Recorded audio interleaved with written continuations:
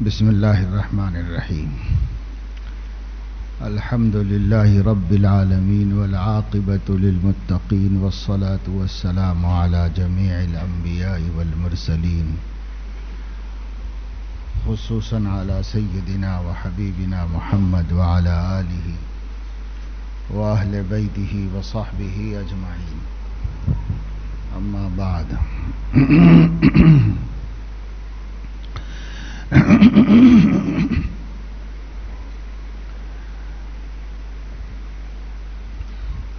حضرت امام بخاری رحمہ اللہ کے احوال، حالات و تعارف کا سلسلہ چل رہا ہے.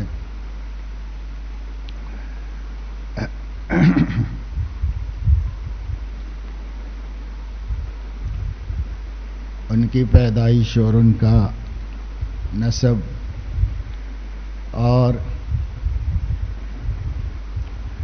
ان کے بچپن کے حالات، ذوق علم اور راہ علم کے مجاہدات وغیرہ کی ایک جھلک آپ کے سامنے آئی. بڑے بڑے سفر کیے، پورا عالم اسلام کی خاک چھانی اور علم حدیث کو جمع کرنے کے لیے مسلسل جد و جہد اور کوشش فرماتے رہے. اس طرح لاکھوں حدیثوں کے حامل ہوئے اور اس کی تدوین اور تصنیف کا کام بھی کیا. بتایا گیا کہ 18 برس کی عمر میں ایک عظیم مصنف کی حیثیت سے اور 11-12 سال کی عمر سے ایک بڑی محدث کی حیثیت انہوں نے حاصل کی. کئی کتابیں لکھی بالکل نوجوانی میں، اور اخیر میں انہوں نے یہ کتاب، آخری تو نہیں ہے بخاری شریف، لیکن یہ عظیم کارنامہ بھی اللہ تعالیٰ نے ان کے ذریعے سے وجود میں لایا. بخاری شریف کا ذکر تو کتاب کے تعارف میں آ جائے گا. یہاں مصنف کی حوالے سے ان کی عملی زندگی کا کچھ تذکرہ بھی ضروری ہے کہ یہ علمی منظر تھا جو ان کی زندگی میں آپ کے سامنے مختصراً آیا کہ کس طرح ان کو اللہ پاک نے حافظ قرآن بنایا اور بچپنے ہی میں ان کو حدیث سے مناسبت اور اس کی محبت عطا فرمائی، اور اسے حفظ کرنے اور یاد کرنے کا خیال بچپن میں 10 برس سے بھی کم عمر میں ان کو آیا، اور یوں وہ اس طرف لگے، مائل ہوئے. اور پھر اس زمانے کا اصل علم بھی علم حدیث ہی تھا. لوگ دین کے نام سے جو سیکھتے تھے وہ احادیث کا حاصل کرنا اور اس کا سیکھنا، یہی غالب تھا. علم فنون میں تقسیم شدہ نہیں تھا. اس طرح انہوں نے حق ادا کیا اور علمی مشغولیت، علم سے محبت و طلب علم کی جد و جہد اور اس کے لیے ایثار و قربانی، یہ سب چیزیں امام بخاری رحمہ اللہ میں اسی معیار سے اللہ پاک نے رکھی تھیں جس معیار کا ان کو عالم بنانا اللہ تعالیٰ کو منظور تھا. لیکن کوئی بھی آدمی جو صاحب علم ہو وہ صرف علم تک محدود ہوں اس کی خصوصیات، ایسا نہیں ہوتا. بلکہ جو علم کا اصل منشا ہے، عملی زندگی میں سدھار لانا اور عملی زندگی کو خوشگوار بنانا، اللہ تعالیٰ کی پسند کے مطابق بنانا، نبیوں کے بھیجے جانے کا کیا مقصد ہے، کتابیں اتاری جانے کا کیا مقصد ہے؟ سب کا یہ مقصد ہے کہ بندے خاص نہج حیات پر آ جائیں، اور وہ زندگی جو اللہ تعالیٰ کو بندوں سے اچھی لگتی ہے اس زندگی پر بندے اپنے کو فٹ کر کے دکھائیں اور بتائیں۔ یہی وجہ ہے کہ صرف کتاب نہیں بھیجی گئی، اللہ تعالیٰ نے ہدایت کے لیے کتاب پر اکتفا نہیں فرمایا، بلکہ اس کے ساتھ ساتھ رجال کا بھی انتخاب کیا اور انہیں مبعوث فرمایا۔ رجال جب آتے ہیں تو کتاب پر عمل کر کے دکھاتے ہیں، ورنہ آدمی پڑھ لیتا ہے، وہ پڑھنے سے کچھ سمجھ میں نہیں آتا کہ کیسے عمل کرے، کچھ عمل کر سکتا ہے، پورا عمل کر کے نہیں بتا سکتا جب تک کہ سامنے اسوہ نہ ہو، کوئی ماڈل لائف نہ ہو، ایسی زندگی جسے لوگ اپنے لیے اسوہ بنائیں۔ جب تک آدمی کتاب کو پوری طرح سمجھ نہیں سکتا اور عمل کر کے نہیں بتا سکتا، اس لیے پیغمبر علیہ الصلاۃ والسلام بھیجے جاتے ہیں، ہر قوم کے لیے بھیجے گئے۔ اور ہمارے لیے بھی سیدنا محمد الرسول اللہ صلی اللہ علیہ وسلم کو مبعوث کیا گیا، جو امام الانبیاء اور افضل الانبیاء ہیں۔ تو ہر عالم علم اس لیے حاصل کرتا ہے کہ اس کی عملی زندگی میں سدھار اور نکھار آئے۔ انبیاء علیہم الصلاۃ والسلام سے امتوں کو 3 نعمتیں ملتی ہیں، ایک علم کی، ایک عمل کی اور ایک اخلاق کی۔ علم، عمل اور اخلاق، یہ 3 چیزیں نبیوں سے امتوں کو حاصل ہوتی ہیں، وہ ملتی ہیں۔ جتنے محدثین ہوئے، فقہا ہوئے، بلکہ صحابہ، تابعین، تبع تابعین، جنہوں نے جتنا بھی علم حاصل کیا، تو تینوں دولتیں انہوں نے حاصل کی۔ انبیاء سے صحابہ کرام نے اپنے نبی سے علم بھی لیا، عمل بھی لیا، اخلاق بھی لی۔ پھر تابعین نے صحابہ سے سیکھا، یہ تبع تابعین نے تابعین سے سیکھا، اور اس طرح محدثین کرام نے اپنے اساتذہ سے اور اپنے بڑوں سے، جن سے انہوں نے علم لیا، عمل اور اخلاق بھی لیے۔ تو علم، عمل، اخلاق، تینوں چیزیں متوارث طور پر بعد والے لوگوں کو پچھلے لوگوں سے پہنچتی ہوئی چلی آئی۔ فرق یہ ہے کہ ابتدائی زمانے میں تینوں چیزوں کو مقصود بنا کر اسی قسم کا ایثار کیا جاتا تھا، علم کے لیے بھی، عمل کے لیے بھی، اخلاق کے لیے بھی۔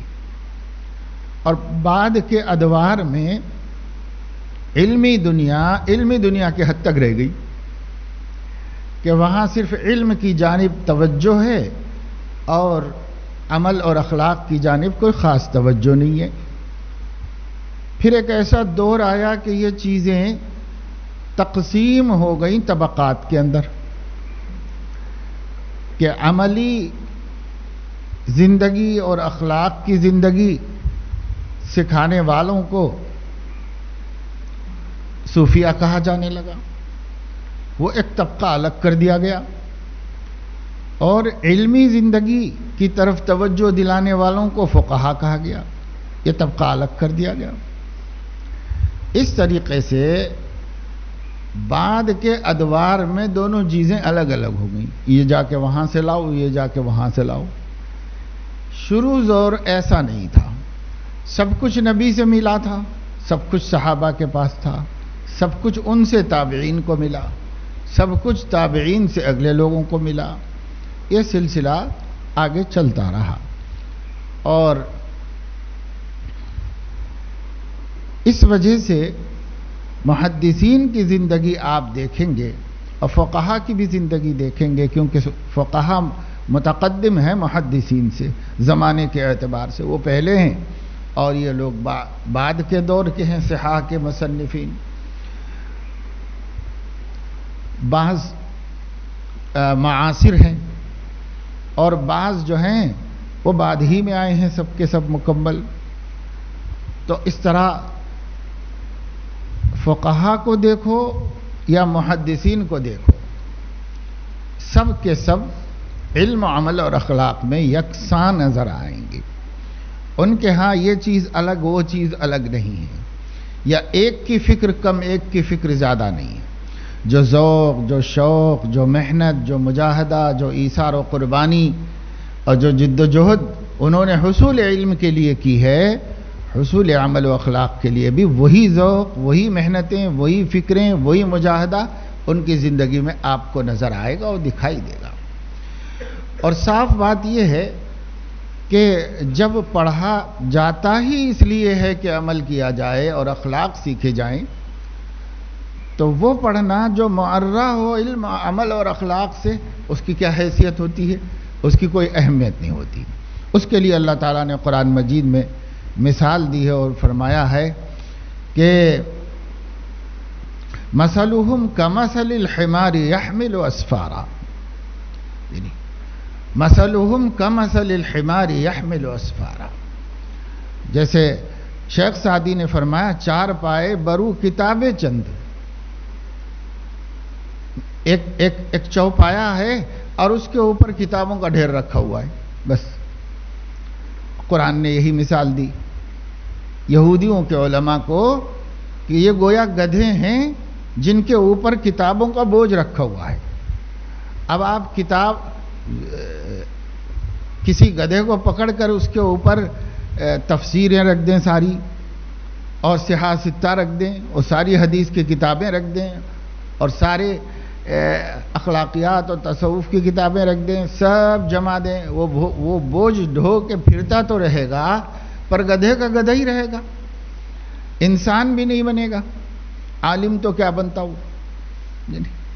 تو قرآن نے کہا یہودیوں کی بدعملی کو دیکھ کر کے جانتے تو سب اچھا ہے، تورات کا علم ہے اور سچی باتیں معلوم ہیں اور پڑھتے پڑھاتے ہیں، سب کرتے ہیں، لیکن عمل میں فیل ہیں، صفر ہیں۔ تو کمثل الحمار یحمل اسفارا فرما، سخت ترین بدترین مثال اللہ پاک نے ان علماء کی دی کہ جن کے ہاں عمل اور اخلاق کے لیے جگہ نہیں ہے، وقت نہیں ہے، گنجائش نہیں ہے، ان کے لیے اللہ پاک نے دی۔ تو پھر کیسے ہمارے محدثین کرام یہود کے علماء کی مثال بن سکتے تھے؟ وہ تو اسلامی علماء بنے، مسلم علماء، جن کے ہاں تینوں چیزیں جو نبی لے کر آئے تھے یکساں تھی نظر میں، اور تینوں کی قدر و قدر ایسی ہی تھی، جیسا کہ علم کی تھی ویسے ہی عمل کی تھی، ویسے ہی خلق کی تھی۔ اور آپ ان کی سیرتیں پڑھیں گے اور تاریخ پڑھیں گے تو آپ کو پتہ چلے گا تفصیل کے ساتھ کہ کس طرح انہوں نے اپنی زندگی میں ہر اس چیز کو دکھایا جس کو وہ بیان کرتے اور روایت کرتے ہیں۔ روایت کرتے ہیں کہ حضور علیہ السلام نے یہ فرمایا، روایت کرتے ہیں کہ حضور علیہ السلام نے یہ کیا، تو وہ لوگ اسی کے مطابق اپنی زندگی کو ڈھالے ہوئے تھے، صرف روایتیں بیان نہیں کر رہے تھے، صرف علم دوسروں تک پہنچانے کا کام نہیں کر رہے تھے۔ تینوں چیزیں اللہ کے نبی کی امانت تھیں، تینوں چیزیں ساتھ ساتھ چل رہی تھیں اور ساتھ ساتھ اگلے لوگوں تک پہنچتی جا رہی تھیں، ان کا اثر ان کے تلامذہ پر بھی پڑ رہا تھا۔ اس طرح ہر بعد میں آنے والا پہلے آنے والے کے ساتھ متقی بھی تھا، عالم بھی تھا، پرہیزگار بھی تھا، عبادت گزار بھی تھا۔ بالخصوص اس دور میں عمل تو ہے اور عبادت بھی بقدر ضرورت ہے، لیکن عبادت کا جو ذوق محدثین کرام و فقہا کو حاصل ہوا وہ ذوق ختم ہو گیا، وہ ذوق باقی نہیں رہا۔ وہ اپنے فرائض و واجبات ادا کر لو بھائی، اللہ کے ہاں پکڑے نہ جاؤ، بس اتنے پر ہی انہوں نے اکتفا کر لیا، اور اس کو اپنی علمی مشغولیت کا عذر بنا لیا کہ بھئی ہماری علمی مشغولیت سے اس کا وقت ہمارے پاس نہیں ہے.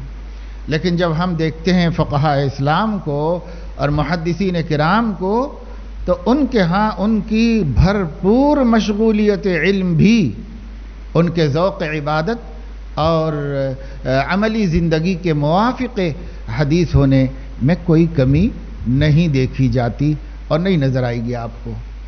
امام بخاری رحمۃ اللہ علیہ تو امام المحدثین ہیں، فخر الاماثل ہیں، اور اللہ تعالیٰ نے ان کو امیر المومنین فی الحدیث بنایا، حافظ الدنیا بنایا اور بڑے بڑے مقامات عطا فرمائے. تو جو علم میں اتنے بلند مرتبہ پر پہنچا تھا وہ نبی کی باقی 2 امانتوں سے غافل نہیں تھا، وہ اس کے اندر بھی بھرپور مصروف تھا اور مشغول تھا. امام بخاری رحمۃ اللہ علیہ کے بارے میں جو احوال اختصار کر کے شارحین حدیث نے پیش کر دیے ہیں مختصراً، وہ اختصار بھی اگر آپ پڑھیں تو مختلف پہلوؤں سے آپ ان کے عملی زندگی کو سمجھ سکتے ہیں، دیکھ سکتے ہیں. ایک بڑا ذوق ہے نبوت کا تلاوت قرآن، قرآن مجید کی تلاوت کرنا نبی پاک صلی اللہ علیہ وسلم کا پسندیدہ مشغلہ ہے. آپ کے اعمال میں اس کا بڑا حصہ ملتا ہے کہ قرآن مجید پڑھا کرتے تھے رسول اللہ صلی اللہ علیہ وسلم، اس کی تلاوت کا اشتغال. اور قرآن مجید کی جو تلاوت ہے اس کا سب سے مبارک محل امام نووی رحمہ اللہ نے فرمایا کہ درون صلاۃ ہے. سب سے زیادہ فضیلت قرآن مجید کے پڑھنے کی، یا یوں کہو کہ سب سے اہم محل موقع قرآن کی تلاوت کا وہ نماز ہے. نفلوں کے اندر قرآن کی تلاوت، یہ نبی پاک صلی اللہ علیہ وسلم کا بھی ذوق تھا، یہ صحابہ کرام کا بھی ذوق تھا، یہ ازواج مطہرات کا بھی ذوق تھا کہ وہ قرآن زیادہ تر جو تلاوت کرتے تھے نفل نمازوں کے اندر کرتے تھے، کیونکہ نماز کے اندر قرآن کی تلاوت وہ سب سے افضل موقع ہے اور سب سے بہتر مقام ہے تلاوت قرآن کا. اور اس کے بعد پھر جہاں بھی پڑھے آدمی تو قرآن مجید کی تلاوت یہ سنتوں میں اہم ترین سنت نبی کریم صلی اللہ علیہ وسلم کی ہے. اور پھر اس تلاوت کا رمضان شریف میں اضافہ کر دیا جانا یہ بھی خاص سنت ہے امام الانبیاء صلی اللہ تعالی علیہ وسلم کی، بلکہ حضرت جبرائیل علیہ السلام بھی بھیجے جاتے تھے رمضان میں. بخاری شریف میں فضائل القرآن میں روایت آئے گی کہ حضرت جبرائیل علیہ السلام اسی کام کے لیے آتے تھے کہ آپ کو قرآن سنائیں اور آپ ان کو قرآن سنائیں. دونوں روایتیں موجود ہیں. تو رمضان میں خصوصیت کے ساتھ اضافہ. حضرت امام بخاری رحمہ اللہ حدیث کی اس اشتغال کے ساتھ ساتھ عام دنوں میں نماز کے اندر بڑی لمبی لمبی نفلیں پڑھ کر تلاوت قرآن فرمایا کرتے تھے.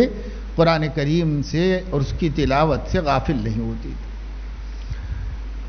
ظہر کی نماز کے بعد سنتیں پڑھ رہے ہیں تو سنتیں پڑھ لی، سنتیں پڑھ لینے کے بعد تطوع شروع فرمائی، یعنی نفل نمازیں شروع فرمائی.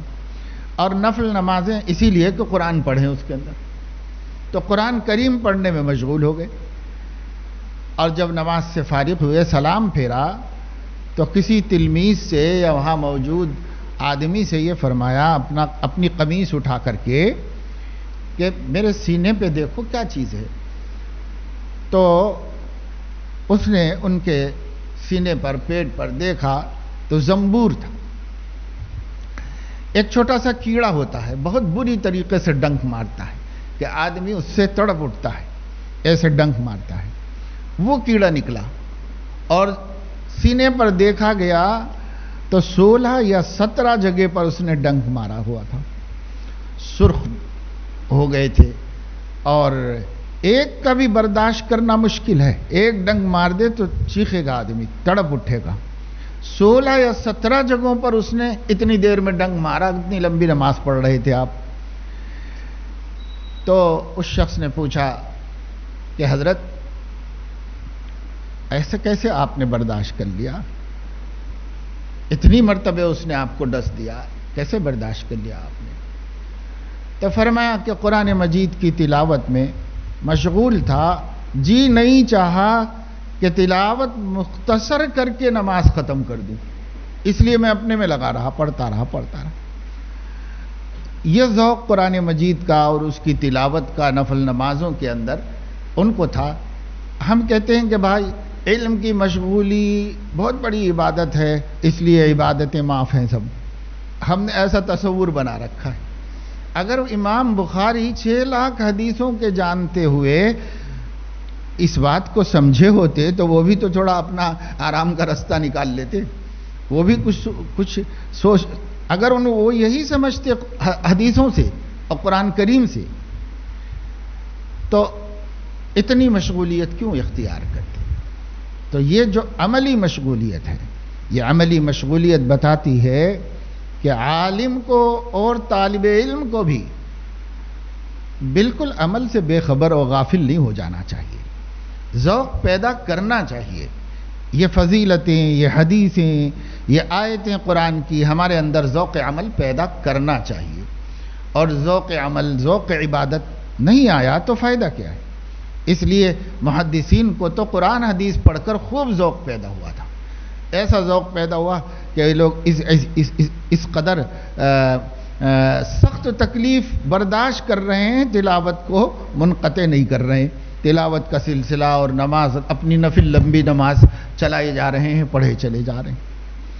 پھر جب رمضان شریف آتا تو امام بیہقی اور امام حاکم وغیرہ نے نقل کیا ہے کہ امام بخاری رحمۃ اللہ علیہ رمضان شریف میں تراویح میں قرآن سناتے تھے، اور عام دنوں میں بھی امامت کرتے تھے، نماز پڑھاتے تھے وہ، اور رمضان میں بھی پڑھاتے تھے. پھر تراویح بھی خود ہی پڑھاتے تھے اور تراویح میں قرآن مجید مکمل سناتے تھے. یہ تو تراویح میں پڑھنا تھا، ایک سنت کی تکمیل. اس سے ہٹ کر چونکہ رمضان میں اللہ کے نبی صلی اللہ علیہ وسلم کا قرآن کے ساتھ اشتغال بڑھ جاتا تھا، تو اس لیے وہ رمضان میں قرآن مجید کی تلاوت یومیہ ایک ختم کر کے کرتے تھے. روزانہ ایک ختم رمضان شریف میں وہ ہر دن کرتے تھے. اور رات میں بھی تراویح پڑھ لینے کے بعد سحر کی نماز، سحر کے وقت سے پہلے 3 دن میں ایک ختم کرتے تھے. یعنی روزانہ 10 پارے رات میں پڑھتے تھے، تو 40 پارے شب و روز میں رمضان شریف میں، بلکہ 41 ایک تراویح میں بھی سناتے تھے. تو ایک ختم تراویح کی نماز میں، ایک ختم یومیہ کر کے روزانہ، اور 10 پارے شب میں رات میں کسی وقت بھی تلاوت فرمایا کرتے تھے. اس طرح مہینہ ختم ہو جاتا رمضان کا تو گویا 41 قرآن ختم فرماتے تھے. پھر اس کے ساتھ ساتھ اپنی علمی مشغولیتوں سے بے خبر بھی نہیں تھے، ان کو ترک کرتے، ان کو چھوڑ دینا بھی نہیں تھا. ہو سکتا ہے رمضان میں بطور خاص نہیں کرتے ہوں گے دوسرے کام، زیادہ تلاوت ہی کرتے ہوں گے رمضان میں. لیکن ایک عالم کا رمضان کو تلاوت کے لیے فارغ کرنا بھی ایک مثال ہے، ایک اسوہ ہے دوسرے علماء کے واسطے کہ بھئی رمضان شریف کو خالص کر لو قرآن مجید کے واسطے. اس طرح انہوں نے قرآن مجید کی تلاوت کا ایک ریکارڈ قائم فرمایا. یہ امام المحدثین کا معمول تھا. اور امام الفقہا کا بھی آپ کو پتہ ہے کہ رمضان شریف میں امام ابو حنیفہ رحمہ اللہ 61 قرآن مجید ختم فرمایا کرتے تھے. تو وہ امام الفقہا تھے اور یہ امام المحدثین تھے. نقل کرنے والے ایسے ویسے لوگ نہیں ہیں کہ ان کی بات کو رد کر دیا جائے. نقل کرنے والے خود محدثین و فقہا ہیں. تو اس وجہ سے یہ بات تسلیم کرنا چاہیے اور اسے ناممکن نہیں سمجھنا چاہیے۔ جن لوگوں میں عمل کا ذوق پیدا ہوتا ہے ان کے وقت میں اللہ پاک برکت عطا فرماتے ہیں اور وہ اس کام کو کرنے میں کامیاب ہوتے ہیں، اور ایسا ناممکن ہے بھی نہیں ہے۔ بہت سے لوگ اس دور میں بھی ایسے ہیں جو دن بھر میں بآسانی مکمل کر لیتے ہیں قرآن مجید، بآسانی ایک رات میں۔ ہم نے خود دیکھا کہ ایک رات میں قرآن مجید مکمل سنا لیا شاگردوں کو بٹھا کر کے ایک حافظ قرآن نے۔ تو یہ مشکل نہیں ہے، یہ بہت آسانی سے ہو سکتا ہے۔ دیگر ضروریات کے ساتھ ساتھ بہت سے لوگ جن کو ذوق عمل نہیں دیا گیا وہ اس پہ اعتراض کرتے ہیں، وہ کہتے ہیں کہ صاحب کیسے ہوتا ہے، اتنا وقت لگے گا نہانے دھونے میں، اتنا لگے گا ضروریات میں، اور اتنا لگے گا کھانے پینے میں، اور اتنا لگے گا اس میں، اور پھر آدمی کچھ آرام کرے گا، اور سب کا ٹائم انہوں نے پہلے الگ کر دیا۔ اب جو گھنٹے بچے ہیں ان گھنٹوں میں کیسے پڑھ سکتا ہے؟ تو کہتے ہیں امپاسبل ہے، ناممکنات میں سے ہو ہی نہیں سکتا، لوگوں نے گڑھ لیا ہے بڑھ لیا ہے، ایسے کہتے ہیں۔ حالانکہ اس دور میں بھی لوگ کر کے بتا رہے ہیں، اس دور میں بھی ممکن ہے ایسا ہونا۔ تو اس دور میں جب نورانیت کا دور تھا، روحانیت کا دور تھا، برکت کا دور تھا، اور خود وہ حضرات اللہ تعالیٰ سے خاص تعلق رکھنے والے صاحب ورع و تقویٰ تھے، تو ان لوگوں کے پاس ٹائم کی برکت تو اور بھی زیادہ تھی۔ آج بھی جب کر سکتے ہیں تب بھی کر سکتے تھے، تو یہ ناممکنات میں سے نہیں ہے۔ ایک آدمی کو انکار ہی کرنا ہو تو پھر وہ طرح طرح کی باتیں نکالے گا اور اشکالات پیدا کرے گا اگر اسے انکار ہی کرنا ہو۔ خیر، تو یہ تھا قرآن کے ساتھ امام بخاری رحمۃ اللہ علیہ کا تعلق۔ جیسے حدیث کے ساتھ ایک عاشقانہ تعلق ان کو تھا، کلام رسول کے ساتھ تھا، تو کلام اللہ کے ساتھ کیسے نہیں ہوگا؟ تو کلام اللہ کے ساتھ بدرجہ اولا ان کا ایک والہانہ اور عاشقانہ ربط و تعلق تھا۔ جبکہ حضور علیہ الصلاۃ والسلام نے دعاؤں میں اللہ تعالیٰ سے مانگا ہے قرآن کریم کی محبت کو، قرآن کریم کے عشق کو مانگا ہے اللہ تعالیٰ سے، تو محدثین میں یہ چیزیں بھی پیدا ہو گئی۔ اور اسی سے یہ بھی پتہ چلا کہ جہاں تلاوت قرآن کا آپ کو اہتمام تھا، نمازیں پڑھنے کا بھی اہتمام تھا۔ جس آدمی کے تطوع کا یہ عالم ہے اس کے فرائض کس اہتمام سے ادا ہوتے ہوں گے، اور وہ کس اہتمام سے فریضے کو اللہ تعالیٰ کے پورا کرتا ہوگا۔ یہ اس سے نمازوں کی اہمیت بھی معلوم ہو گئی اور تلاوت قرآن کی اہمیت بھی معلوم ہو گئی، اور ذوق عبادت کا بھی پتہ چل گیا۔ اسی طریقے سے امام بخاری رحمۃ اللہ علیہ نے خود ہی فرمایا ہے کہ اگر اللہ تعالیٰ جب میرا حساب لے گا تو میرے اعمال نامے میں انشاءاللہ کسی کی غیبت نہیں نکلے گی۔ اس کا ان کو خود کو یہ کیا کہتے ہیں اطمینان تھا، اعتماد تھا اپنی زندگی کے اوپر کہ میرے حساب میں قیامت کے دن انشاءاللہ کسی کی غیبت نہیں نکلے گی۔ تو ایک پوری عمر گزار لے کوئی آدمی اور اس میں اس کو یہ اطمینان ہو کہ میں نے کسی مسلمان کی غیبت نہیں کی، تو یہ معمولی بات ہے ورع و تقویٰ کی، زبان کے احتیاط کی۔ حالانکہ اس آدمی کو ہمیشہ بولتے ہی رہنا ہے، اور پھر یہ آدمی ایسا عالم دین ہے جو رجال پر تنقید کرنا اس کا کام ہے، اور وہ رجال پر تنقید کرتے۔ بعد کی شارحین حدیث نے کہا کہ امام بخاری کے اس دعوے کے اوپر کسی تردد کی ضرورت نہیں ہے، اس واسطے کہ غور کرنے سے سمجھ میں آتا ہے کہ ایسا ممکن ہے کہ انہوں نے ایسا ہی کیا ہوگا، اور انہوں نے اپنے اعمال نامے کو غیبتوں سے محفوظ رکھا ہوگا، ایسا ممکن ہے۔ اس واسطے کہ بہت سے رجال پر نقد کرنے والے محدثین ایسے بھی ہیں جن سے نقد میں غلو ہو گیا، زیادتی ہو گئی، الفاظ بہت سخت استعمال ہو گئے۔ جیسے ابن جوزی ہیں تو بڑی جلدی بھی جرح فرما دیتے ہیں اور بہت سخت الفاظ بھی استعمال کر لیتے ہیں۔ اسی لیے علماء نے فرمایا کہ اگر ابن جوزی نے کسی کو مجروح قرار دیا ہے تو بعد والے جلدی نہ کریں، اسے امام ذہبی کے ہاں دیکھیں، اگر ذہبی نے بھی اس کو مجروح کہا ہے تو لے لیں، اور اگر ذہبی نے تعدیل کر دی ہے تو ترجیح امام ذہبی کو دے دی جائے۔ کیوں؟ اس واسطے کہ ابن جوزی ذرا سریع الغضب ہیں، جلدی کر دیتے ہیں اور سخت بات بول دیتے ہیں۔ آخر وہ لوگ بھی تو انسان ہیں نا، بشری کمزوریوں اور بشری خوبیوں کے ساتھ ہیں وہ لوگ بھی۔ تو ضابطے بہرحال محدثین کے ہاں ہیں تاکہ عدل کے خلاف نہ ہو، انصاف کے خلاف نہ ہو، اس لیے ضابطے انہوں نے بنائے ہوئے ہیں۔ تو غرض یہ ہے ان کے مقابلے میں، یعنی ایسے ناقدین کے مقابلے میں، شارحین بخاری کہتے ہیں کہ امام بخاری رحمۃ اللہ علیہ کی جو نقد کی زبان ہے وہ بہت محتاط ہے۔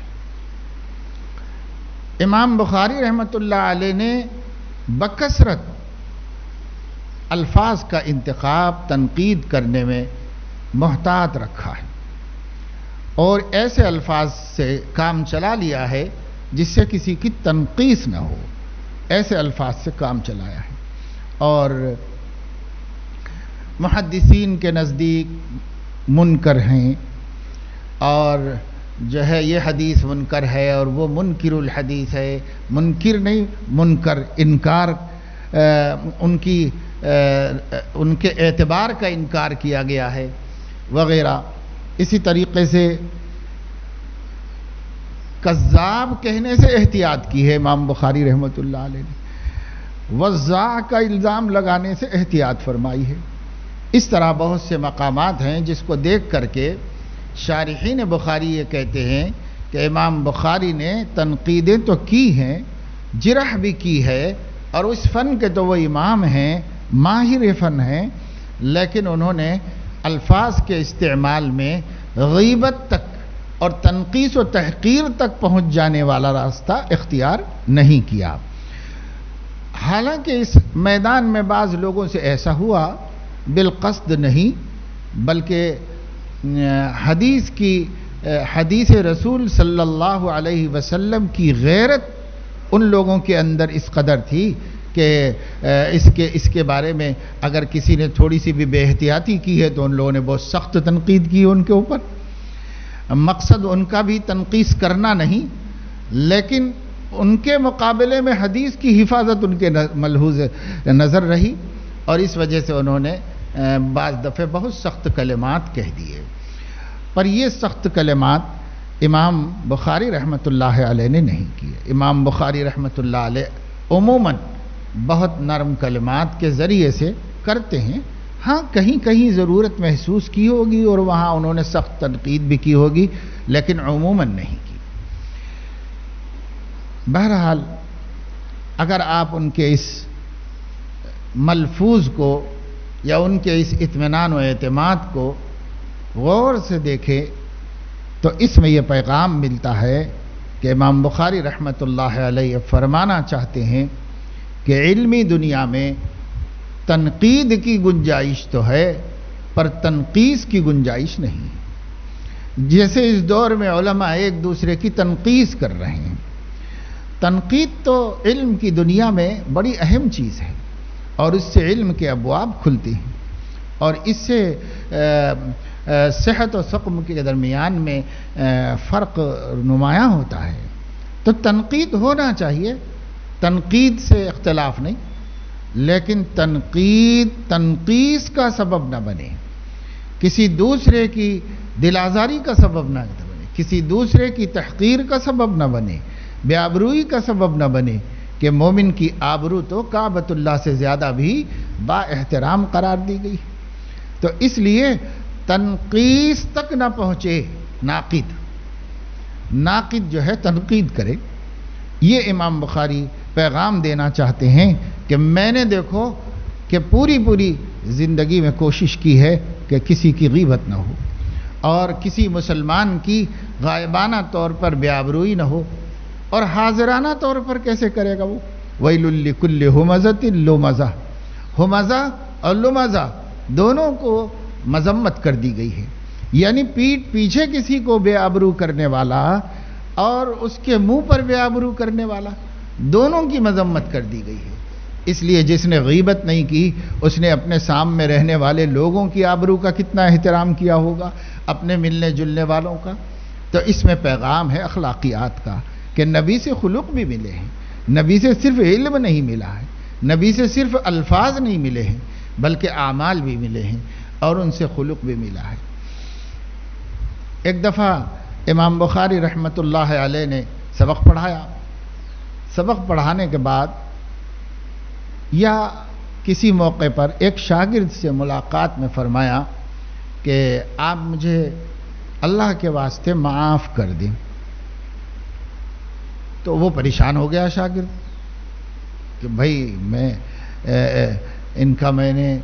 انہوں نے میرا کیا قصور کیا ہے، معافی مانگ رہے مجھے، استاذ ہیں، محسن ہیں، پڑھاتے ہیں اور ساری زندگی تلامذہ کی آنکھوں کے سامنے ہیں، حضرت کس چیز کی معافی، کیا معاف کر دوں؟ تو فرمایا نہیں، معاف کر دو اللہ کے واسطے، بس ایک بات ہے جس کی میرے دل میں کھٹک ہے، اسے معاف کر دو تم۔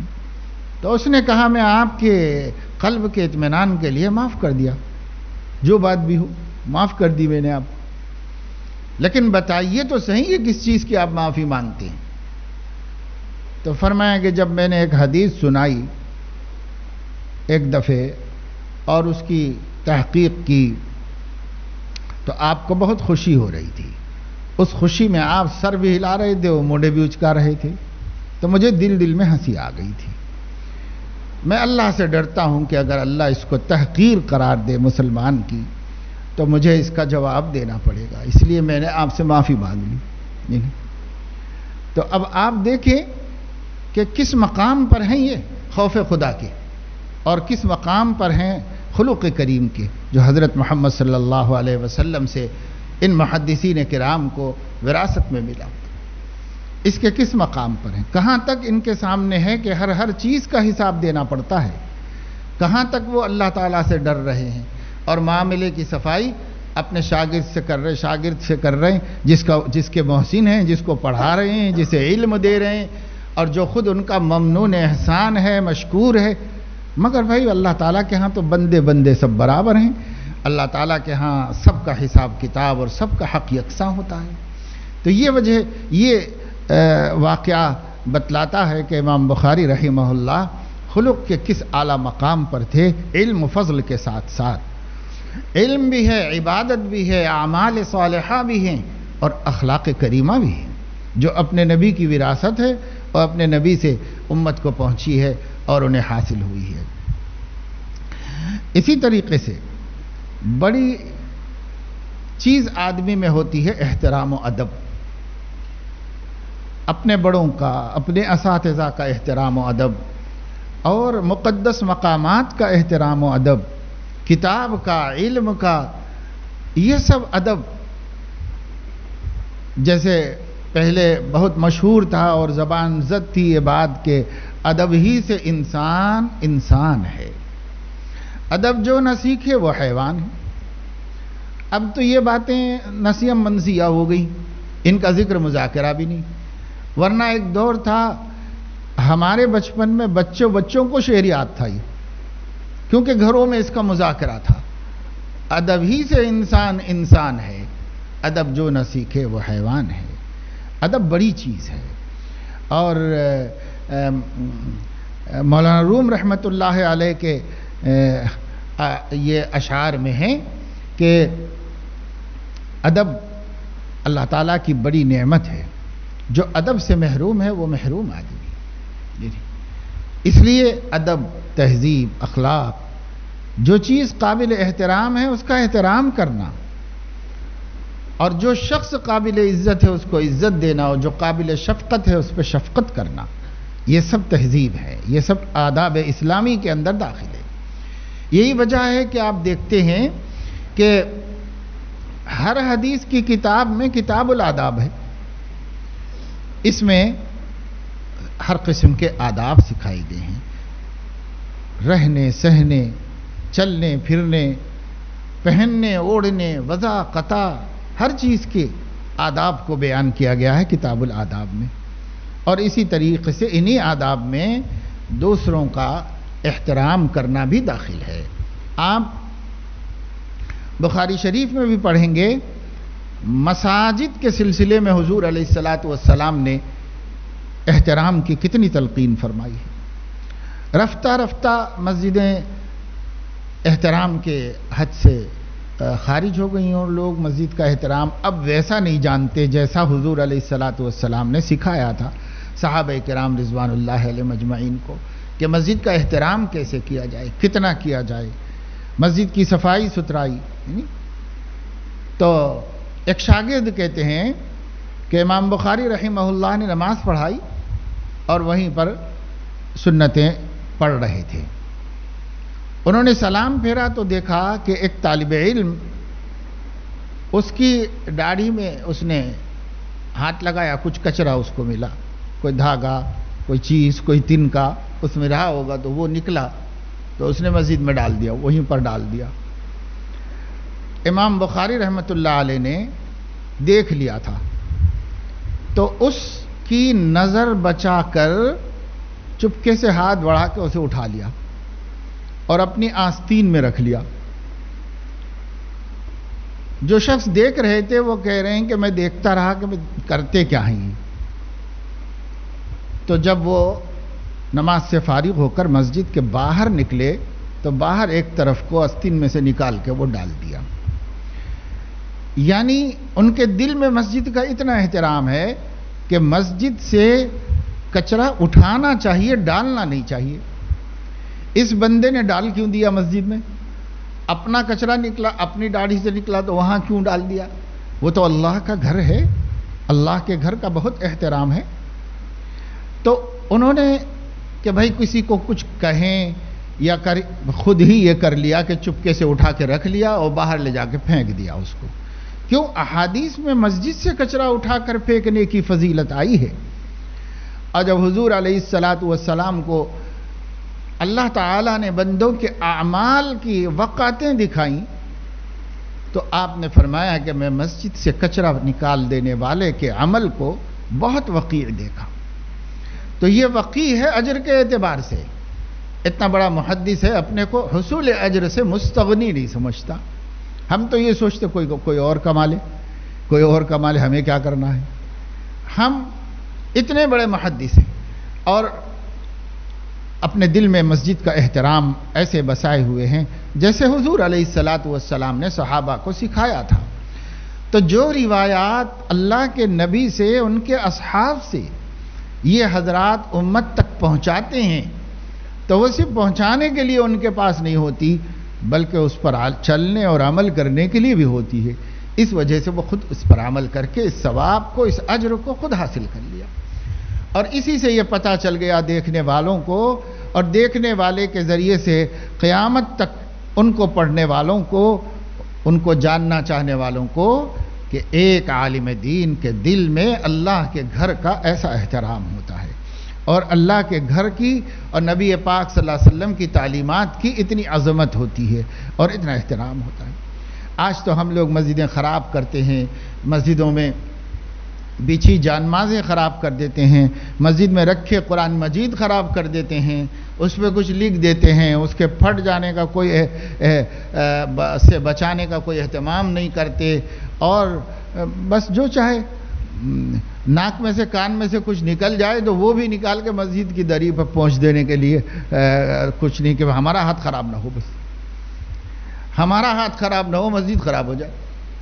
یعنی حضور علیہ الصلاۃ والسلام کو نہایت غصہ آیا تھا۔ آپ بخاری شریف میں پڑھیں گے کہ آپ کو مسجد کی دیوار پر تھوک نظر آ گیا تھا۔ بدو لوگ بھی آتے تھے، کوئی ایسی حرکتیں کر دیتے تھے آپ کے سکھانے سے پہلے، تو آپ کی نظر پڑی تو آپ کو بہت تکلیف ہوئی، آپ نے بہت ڈانٹا، لوگوں کو تنبیہ کی، اور اسے خود اپنے دست مبارک سے کھرچا، صاف کیا۔ پھر فرمایا کہ اگر کسی کے پاس لبان ہو، عود ہو تو لاؤ بھائی۔ تو کوئی صاحب اپنی مٹھی میں اٹھا کے لے کے آئے گھر میں سے، اسے جلایا گیا اور اس سے اس جگہ کو خوشبو دی گئی، اور اس طرح اللہ کے نبی صلی اللہ علیہ وسلم نے بتایا کہ خدا کا گھر ہے، یہ معمولی چیز نہیں ہے۔ یعنی اللہ پاک کی بارگاہ کا کیسا احترام کرنا چاہیے۔ یہی چیز پھر محدث میں بھی آ گئی ہے۔ دیکھو امام بخاری کتنا احترام کر رہے ہیں، اور ایک چھوٹا سا تنکا ہے داڑھی میں سے کیا نکل سکتا ہے؟ داڑھی میں سے چھوٹا سا تنکا نکل سکتا ہے، اور کیا نکل سکتا ہے؟ لیکن اسے بھی گوارا نہیں فرمایا کہ کوئی اپنے قدر کو مسجد میں ڈال دے، جس چیز کو اپنے لیے پسند نہیں کیا اسے مسجد میں ڈال دے۔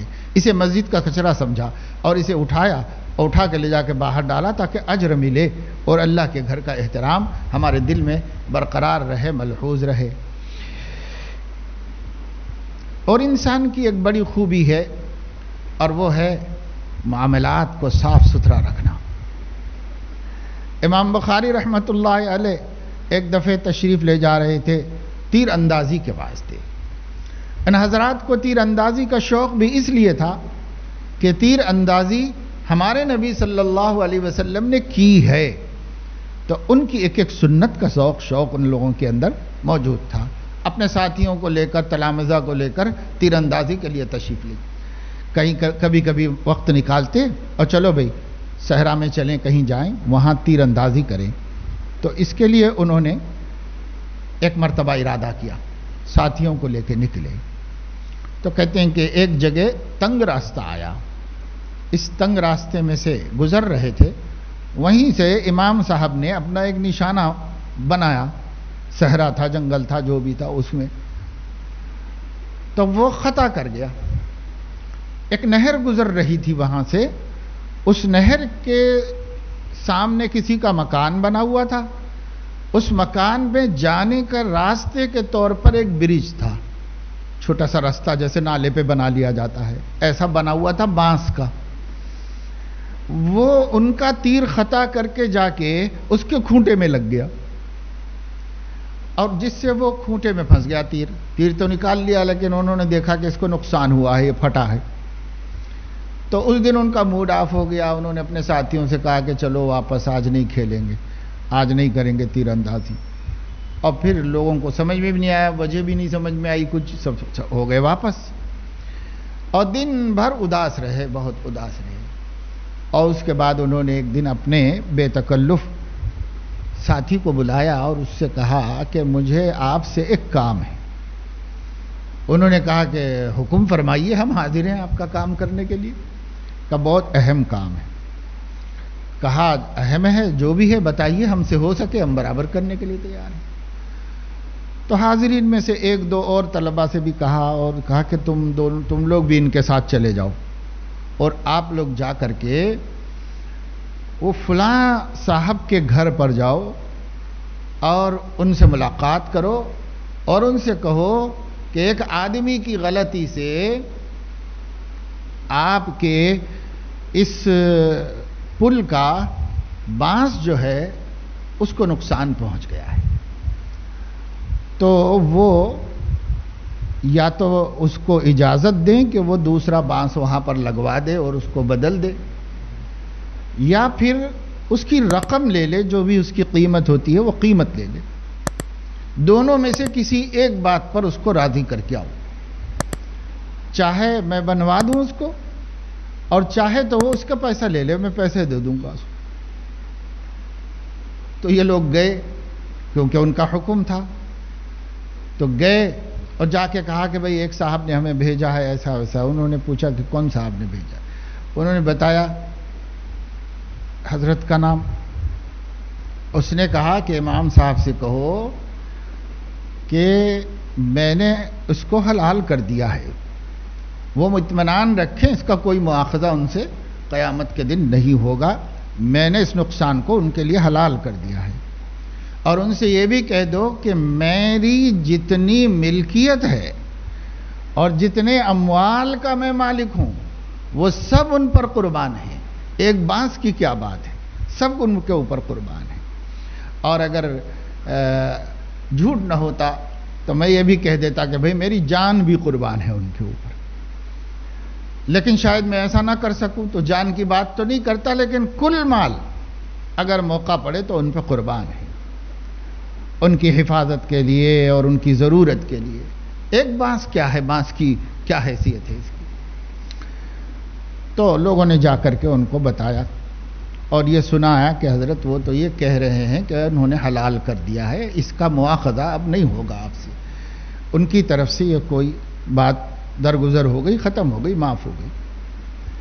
تو اس معاملے کی صفائی پر امام بخاری رحمہ اللہ کو اتنی دلی خوشی ہوئی کہ راوی کہتے ہیں کہ اس دن انہوں نے 500 حدیثیں طلباء کو سنائیں، 500 حدیثیں ان کے لکھائیں اور ان کے سامنے روایت کی، اس خوشی کے مارے کہ ایک مواخذے سے عند اللہ بچ گیا میں، ایک حق العبد کی صفائی ہو گئی اس میں۔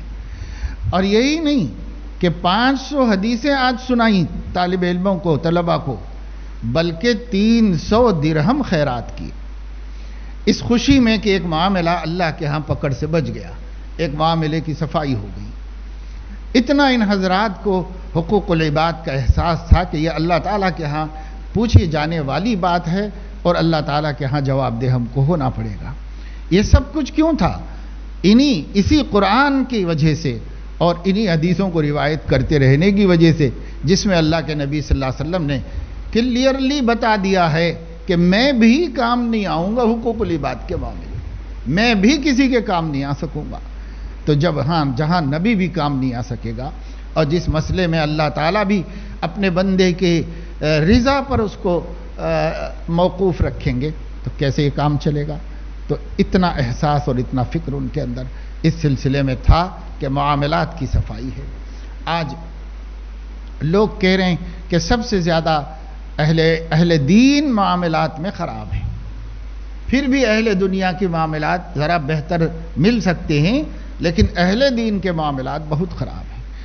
حالانکہ ہم انہی کے وارث ہیں، ہم انہی کی کتابیں پڑھتے ہیں، ہم ان کے علم کو تو لے رہے ہیں، ان کے عمل کو نہیں دیکھ رہے ہیں۔ یاد رکھو عزیزو، علم عمل دونوں متوارث ہیں۔ جیسے حضور علیہ السلام سے ان کا علم چلا ہے، حضور کے عمل اور اخلاق بھی چلے ہیں اور برابر علم کے ساتھ ساتھ چلتے ہوئے آئے ہیں۔ اگر اس زمانے میں ہم تفریق کر کے کوئی چیز لے لیں گے کوئی چھوڑ دیں گے، یہ صحیح نہیں ہے۔ اور پہلے زمانے میں تو ایسا کبھی ہوا نہیں، پہلے زمانے میں تینوں چیزیں ساتھ ساتھ لے کر چلتے رہے، علم عمل اور اخلاق، اس میں کسی میں کوتاہی نہیں کی، خیانت نہیں کی۔ اور ان واقعات سے آپ سمجھ رہے ہیں کہ دیکھو کس طرح ان کے سامنے علم میں بھی اگر وہ جبال علم ہے تو عمل میں بھی بے مثال ہیں، اور خلق کریم کے اندر بھی ان کا مقام نہایت بلند و بالا ہے۔ تینوں چیزوں کو جمع کرنے والا بھی ہی حقیقی معنی میں ان لوگوں کا وارث کہلا سکتا ہے۔ نبی پاک صلی اللہ علیہ وسلم کا وارث تو بننے کے لیے اسی راستے سے جانا پڑے گا، انہی کا وارث پہلے صحیح بن جائے، پھر اس کے بعد نبی کا وارث بن جائے گا۔ اللہ تعالیٰ اپنے کرم سے توفیق عمل نصیب فرمائے اور ہمیں ان واقعات سے عبرت حاصل کرنے اور سمجھنے کی توفیق عطا فرمائے، اپنے لیے پسند کرنے اور منتخب کرنے کی اللہ تعالیٰ توفیق عطا فرمائے۔